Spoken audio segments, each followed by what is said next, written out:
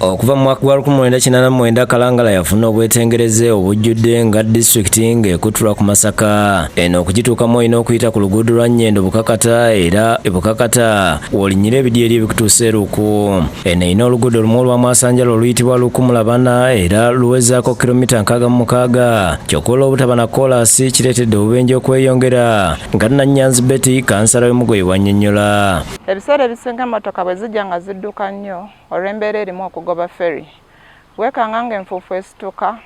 Enfuufu eyo bw'emala okusituka, omuntu ajja ayingira oluguudo oba wa bodaboda atuuka ekiseera nga takyalaba gy'alaga, ekiddirira ng'atomeregana ne banne. Mukyunguzi Justus nga yakulira abasaabaza abantu mu mmotoka za takisi e Kalangala agamba nti olw'obutaba na koolaasi ku luguudo lwabwe luno kibaleetedde okulemera mu kukozesa emmotoka ziganyegenya. Oluguudo luno kyabona ebiseera ebisinga ekyaganje emala okubeera enkadde e Kalangala.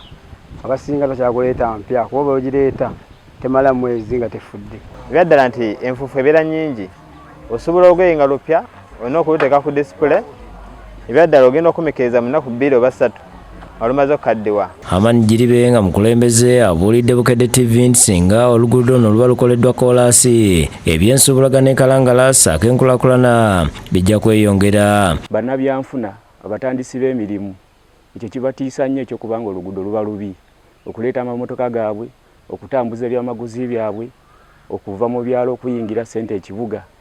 Tulabira ddala singa oluguudo luba lukoleddwa koolaasi, enkulaakulana egenda kuddukira ddala sipiidi. Ssente wa disitulikiti eno Rajabu Ssemakula ye mwennyamivu nti wadde nga ebyamaguzi bingi gavumenti by'ejja e Kalangala kyokka ekyalemereddwa okubaddiza.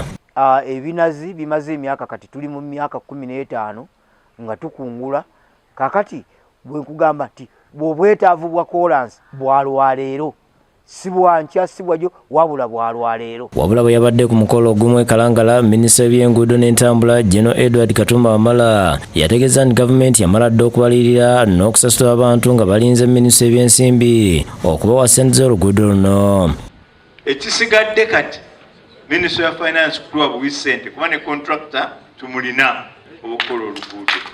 Kati Ministry of Finance esigadde busisigazi confirminga ssente nti weeziri nga oluguudo lutandika. Oluguudo oluva e Masaka okudda e Bukakata lulwo lwamala dda okukubibwa koolaasi nga wano emmotoka zitambuza emirimu kinnawadda era ab'e Kalangala nabo baagala gavumenti ekole kyekimu. N'abatuuze b'e Ssembabule bakukkuluma lwa nguudo ze bakozesa. Bano nga bali mu magombolola okuli Mabindo, Mijwala, Mateete n'awalala bagamba enguudo z'amagombolola tezifiiriddwako. Bagambye nti ebyamaguzi byabwe bingi bitundibwa layisi olw'okuba ebidduka ebyaligenzeyo tebituukayo.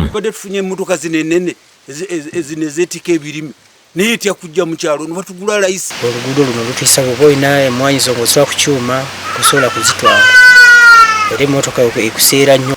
Twagala nnyo okukolera abantu naye ate ensimbi tuwali naye twasabye gavumenti netuyamba naye ngula kasente kewa amagombolola. Sipiika w'eggombolola Mijwala Namukasa Farida asabye ekizibu ky'ensimbi entono gavumenti zeebawa kiroboozebweko kuba nabo ng'abakulembeze abantu babateeka ku nninga naye nga ssente ze bafuna ntono. Kuba olw'okuba essente ntono gundi kilometers nga mpanvu tolina ky'oyinza kukolako yadde n'ekimu.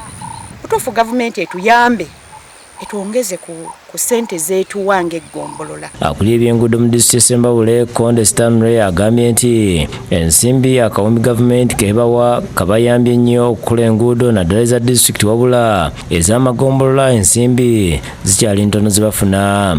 Road network yaffe ennene tuli mu kilomita 10 n'okusoba naye the billion shilling road maintenance grant etukoze bulungi okubeera nga enguudo ezisinga ezibadde embi eza disitulikiti tuzikozeeko. Unfortunately eno billion gye baatuwa tubadde tuconcentratinga ku district roads. Nkuba Samuel n'ekintu nno wabe bakusakidde gwino ku Bukedde TV.